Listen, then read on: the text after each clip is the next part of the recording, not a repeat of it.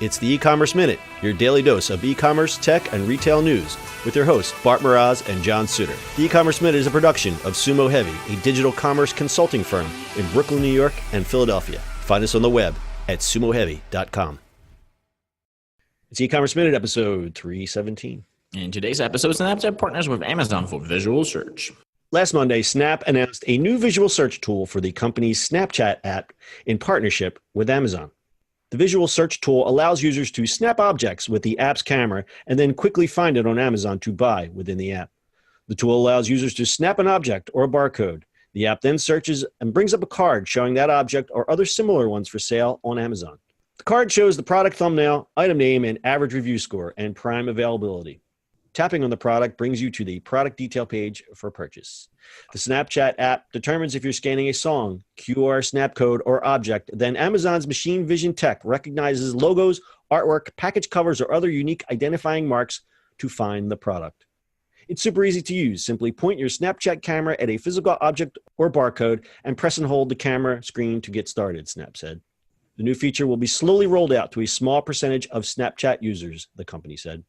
As reported in TechCrunch, it's not known if Snap gets a referral fee for purchases or it's just doing the legwork to give Snapchat added utility, helping Snap to continue its stated mission as a camera company. The rare partnership with Amazon shows how social shopping is heating up as Instagram launches shopping tags in stories and a dedicated shopping channel in Explore, and Pinterest offering shop the look pins to their 250 million monthly users. Ooh, fancy. It's pretty cool. Yeah, I think it's pretty good. I mean, Amazon has it built into their app anyway, but the fact that Snapchat is doing as a filter, it's kind of cool.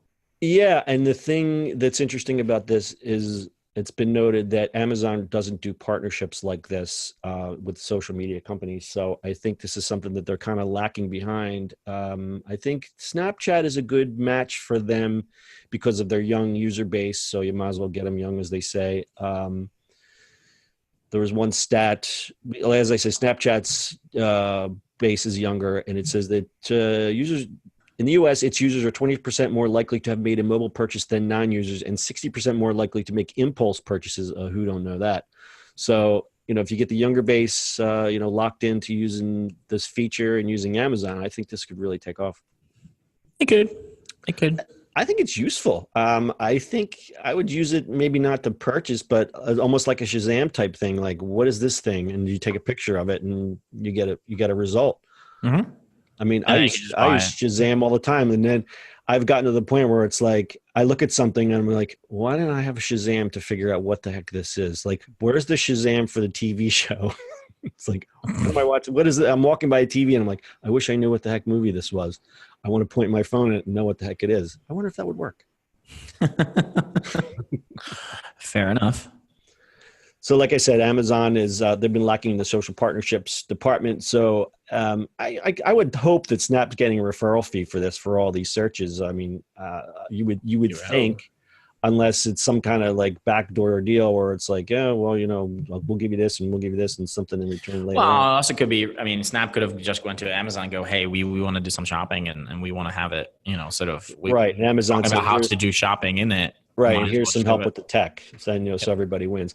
Because the real problem with Snap is that, now they're trying to be a camera company, the stock market went, I mean, it's like their stock's down 35% since the start of this year. They're not doing great. Obviously they still have a rabid user base, but beyond a certain age, I really don't know people that use Snapchat anymore. I really don't see a lot of talk about it in the older social media circles, and then the young kids, that's a whole different story. So who knows? But yeah. Instagram took over, so. It really did. That's an interesting point. Instagram has really taken over as, I think, the number one social media platform right now, because people are really, really burned out on Facebook. And you can see over the last 2 years what has happened with all the, the political stuff and fake news and all that crap. Young people just have walked away from it. I mean, they just don't even care about it anymore. Twitter is just so toxic anymore. I found myself, how's this? And we'll go on a little tangent here about social media, but I use an app called Crowdfire back when I was really trying to track my Twitter followers, who was coming, who was going, and what was happening, and what, like if I would post something and then I would kind of say, okay, well, who followed, unfollowed? Is there a cause and effect kind of thing? And I kind of just, kind of stopped doing that, but I still check Crowdfire, and there's a feature in there that says inactive users. And it says 1 month, 3 months, 6 months.